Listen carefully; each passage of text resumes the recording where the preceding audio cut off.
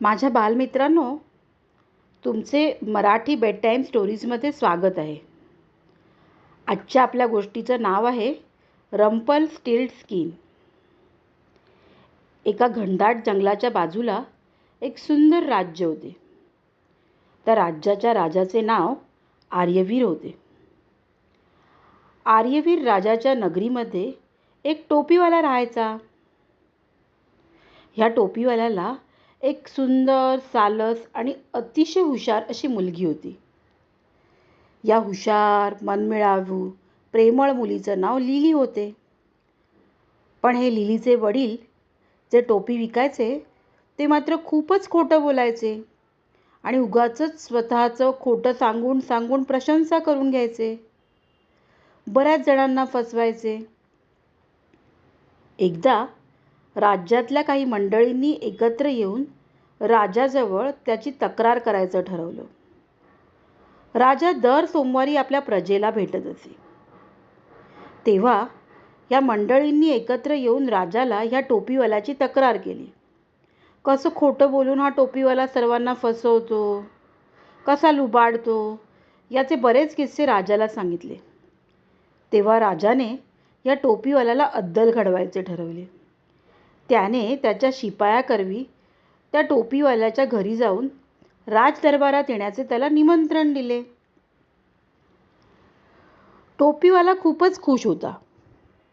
त्याने आधीच ठरवले, राजाला भेटता क्षणी काहीतरी भन्नाट सांगून प्रभावित करायचे. आर्यवीर राजाने जेव्हा त्याला बघितले आणि तुमच्याबद्दल खूप ऐकून आहे असे म्हटले, तेव्हा टोपीवाला त्याला मध्येच थांबवून बोलू लागला. छे, हे तर काहीच नाही राजेसाहेब.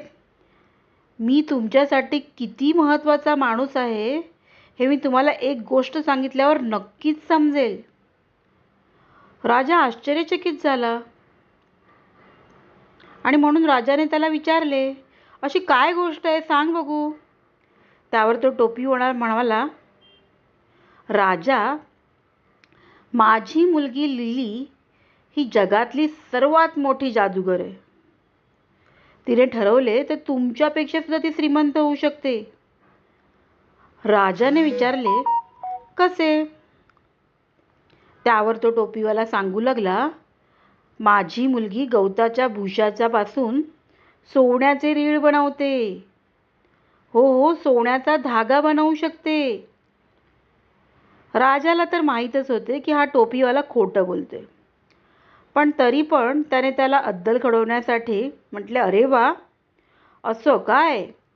तुमची मुलगी एवढी हुशार जादूगार आहे. मग एक काम करा, उद्या तुम्ही तुमच्या मुलीला घेऊन मला भेटायला या. तेव्हा त्या टोपीवाल्याची दातखिळीच बसली. तो खूपच टेन्शनमध्ये आला. घरी आला आणि मुलीला सर्व प्रकार सांगितला. मुलगी बाबांना म्हणाली, बाबा, मी तुम्हाला कितींदा सांगितले हो, खोटे बोलू नका. आता बघा काय होऊन बसले. दुसऱ्या दिवशी टोपीवाला मुलीला म्हणाला, जे काही झाले ते झाले, आता आपल्याला राजदरबारी जावेच लागणार. आणि म्हणून ती मुलगी आणि तो टोपीवाला राजदरबारी आले. राजदरबारी आल्यावर राजाने काय केले, त्या मुलीला म्हटले, मी एका बंद खोलीमध्ये तुला गवताच्या पेंढ्या देणार आहे आणि त्या गवताच्या पेंढ्या तू काही वेळातच त्याच्यापासून सोन्याचे रीळ तयार करायचे आणि मग मला ते द्यायचे. आणि जर तू मला ते दिलं नाहीस तर तुझी आणि तुझ्या बाबांची काही खैर नाही हां. असं म्हणून राजाने त्याच्या शिपायांकरवी त्या खोलीचे दार बंद केले. आता ती मुलगी खूपच रडू लागली आतमध्ये. लिलीला प्रश्न पडला, आता काय करायचे, काय करायचे. तेवढ्यात एक चमत्कारच झाला. तिच्या मदतीला एक छोटासा बुटकासा माणूस आला आणि लिलीला विचारू लागला, मी तुला काय मदत करू. लिली म्हणाली, माझ्याजवळ अतिशय मोठा प्रश्न आलाय. या गवताच्या पेंढ्यापासून मला सोन्याचे रीळ बनवायचेत. तो बुटका म्हणाला, छे, एवढंच काय? मी तर हे काम करूच शकतो, पण त्या बदल्यात तू मला काय देणार? लिली म्हणाली, माझ्याजवळ माझ्या आईची एक सोन्याची चैन आहे आणि त्याच्यामध्ये खूप प्रेशियस असे डायमंड्स आहेत. मी तुला ती गिफ्ट करेन. आणि तिने खरंच त्याला ती गिफ्ट केली. मग त्याने त्या गवताच्या पेंढ्यापासून सोन्याचे रीळ तयार केले. आणि थोड्या वेळानंतर जेव्हा राजा आणि शिपाई त्या खोलीमध्ये आले, तर काय बघितलं? खरंच त्या गवताच्या भुशाचं सोन्याच्या रीळांमध्ये रूपांतर झालं होतं. राजा बघून अतिशय खुश झाला. आता ह्या राजाला अजूनच लोभ चढला आणि राजाने ठरवले, आपण या लिलीला अजून काहीतरी काम सांगायचे. त्याने मग लिलीला काय केले, दुसऱ्या दिवशी अजून गवताचे पेंढे दिले आणि सांगितले, ह्या गवताच्या भुशांपासून सुद्धा सोन्याचे रीळ बनव आणि जर तू रीळ बनवलंस तर मी माझ्या मुलाबरोबर तुझं लग्न लावून देईन. असं म्हणून दरवाजा पुन्हा त्याने बंद केला. इथे लिली पुन्हा रडू लागली आणि त्या छोट्या बुटक्या मित्राची आठवण काढू लागली.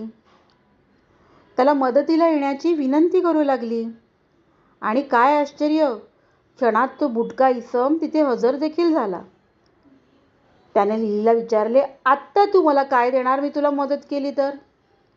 लिलीने लगेच तिच्या हातातली रिंग काढून त्याला दिली. ती बघताच बुटका अतिशय खुश झाला. त्या बुटक्या इसमाने ठरवले तिला पुन्हा मदत करायचे आणि पुन्हा त्या गवताच्या भुशापासून त्याने खरंच सोन्याचे रीळ बनवले. थोड्या वेळाने राजा पुन्हा आतमध्ये आला. खोलीचे दार उघडून बघतो तो काय, खरंच तिथे सोन्याचे धाग्यांचे रीळ होते. ते बघून राजा अतिशय खुश झाला. पण हा राजा अतिशय लोभी होता. त्याने काय केले, दुसऱ्या दिवशी पूर्ण खोली भरून गवताच्या भुशाचे पेंढे त्या लिलीला दिले आणि लिलीला सांगितले, आता ह्याच्यापासून सोन्याचे रीळ बनव आणि मग मी तुला दिलेला शब्द नक्की पाळेन. माझ्या मुलाशी तुझं लग्न मी नक्की करेन. असं म्हणून राजाने खोलीचे दार पुन्हा लावून घेतले. इथे मात्र लिली पुन्हा खूप रडू लागली. पुन्हा त्या बुटक्या छोट्या मित्राची ती आठवण काढू लागली. त्याला येण्याची विनंती करू लागली. आणि याही वेळेला तो बुटका इसम तिच्या मदतीसाठी तिथे आला. पण त्यावेळेला लिलीकडे द्यायला मात्र त्याला काहीच नव्हते. तेव्हा तो बुटका इसम म्हणाला, हरकत नाही, तुझ्याकडे काही नाही ना मला देण्यासाठी, पण तू फ्युचरमध्ये जे काही बनवशील त्याच्यातलं तर मी मागू शकतो. तिला कळलं नाही. तेव्हा तो इसम म्हणाला, तुला जे पहिलं बाळ होईल ना, ते पहिलं बाळ मात्र तुला द्यावं लागेल. ते जर देण्याची तुझी अट तू मान्य केलीस तर मग मी तुला या गवत्याच्या भुशापासून सोन्याचे रीळ बनवून देईन. त्यावेळेला लिलीला त्याच्या बोलण्याच्या गोष्टीमधलं गांभीर्य कळलंच नाही आणि तिने ती अट मान्य केली. मग खरंच त्या बुटक्या इसमाने तिला खोली भरून सोन्याचे रीळ बनवून दिले. आणि यावेळेला मात्र ज्यावेळेला राजाने खोली उघडली, राजा प्रचंड खुश होता आणि राजाने त्याचा शब्द पाळला. त्याच्या मुलाबरोबर लिलीचं त्याने लग्न लावून दिलं. लिली आणि राजकुमार आता खूप खूप खुश होते. वर्षभरानंतर लिलीला एक गोंडस राजकुमार झाला. लिलीने त्या राजकुमाराचे नाव आर्ची ठेवले.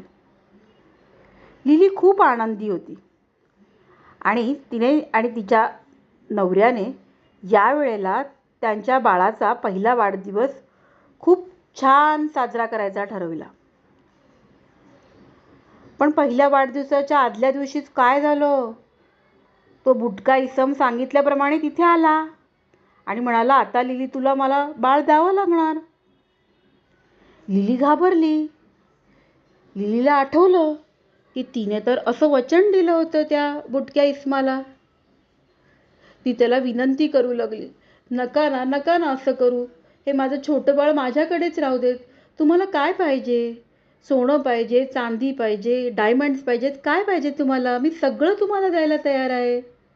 पण तो छोटा इसम ऐकेच ना. ती खूपच रडू लागली. खूप खूप खूप रडून रडून विनंती करू लागली. मग त्या छोट्या इस्माला थोडी तिची दया आली. तो तिला म्हणाला, ठीक आहे, माझी एक अट आहे. तू जर 3 दिवसामध्ये माझं नाव काय हे शोधू शकलीस आणि तिसऱ्या दिवशी माझं नाव सांगितलंस, तर मग मी तुझ्या मुलाला नाही नेणार. नाहीतर मात्र तुला द्यावाच लागेल हां तुझा राजकुमार. लिली हुशार होती. लिलीने लगेच त्याची अट मान्य केली. आणि मग त्या क्षणापासून लिली त्या माणसाचे नाव काय असू शकते याच्यावर विचार करू लागली. तिने तिच्या राजमहालामधली सगळ्यात मोठं ग्रंथालय गाठलं आणि त्या ग्रंथालयामधली सर्व पुस्तकं वाचून काढली आणि शोधून काढायचा प्रयत्न केला की एका बुटक्या माणसाचं नाव काय असू शकतं. ती सारखं सारखं त्या बुटक्या इस्माला आठवायची आणि त्याला बोलवून, तुझं हे नाव आहे का असं विचारायची. कधी अहमद, कधी जॉन, कधी जोसेफ, अशी सारखी नावं ती त्याला विचारत होती. पण काही केला तो बुटका इसम त्याचं नाव तिला कळतच नव्हतं. तो प्रत्येक वेळेला येऊन हसायचा आणि म्हणायचा, हे माझं नाव नव्हेच. ती खूप खूप खूप टेन्शनमध्ये होती. मग तिने काय विचार केला की आपण राज्याची सैर करूया. आणि म्हणून ती लिली तिच्या राजमहालातनं बाहेर पडली आणि बाहेर जाऊन तिच्या नगरीमध्ये फेरफटका मारू लागली. फेरफटका मारताना तिला तिसऱ्या दिवशी एक छोटासा बुटका इसम दिसला, ज्याने त्याच्या अंगावरती मोठंसं जॅकेट घालून त्याला लपवलं होतं आणि तो देखील रीळच विकत होता. तिने त्याला विचारले, तुझं नाव काय? तो म्हणाला, माझं नाव रंपल स्टील स्किन. ती अतिशय खुश झाली. तिने ठरवलं की आपण आता राजमहालात जाऊन त्या बुटक्या इस्माला बोलवूया आणि विचारूया की त्याचं नाव काय. ती राजमहालात गेली आणि त्या बुटक्या इसमाला पुन्हा बोलावले. तो बुटका इसम ठरल्याप्रमाणे तिसऱ्या दिवशी आला आणि ती म्हणाली, तुझं नाव रंपल स्टील स्किन असे आहे. तो बुटका इसम आश्चर्यचकित झाला. तो म्हणाला, कसं शक्य आहे, या मुलीने माझे नाव कसे शोधून काढले? आणि त्याला मान्य करावेच लागले, कारण त्याचे नाव बरोबर होते. तिने त्याचे नाव ओळखता क्षणी त्याचा एक पाय होता तो त्या राजमहालातल्या फरशीच्या आतमध्ये घुसला आणि तो बाहेरच येईना. तिने त्याला मदत करायचं ठरवले म्हणून ती पुढे झाली, तोवर तो तिथून नाहीसाच झाला. आणि लिली अतिशय खुश झाली. तिला अगदी हायसे वाटले. आणि मग याच्यापुढे ती तिच्या नवऱ्याबरोबर आणि तिच्या बाळाबरोबर खूप आनंदात तिथे राहू लागली. Bye friends.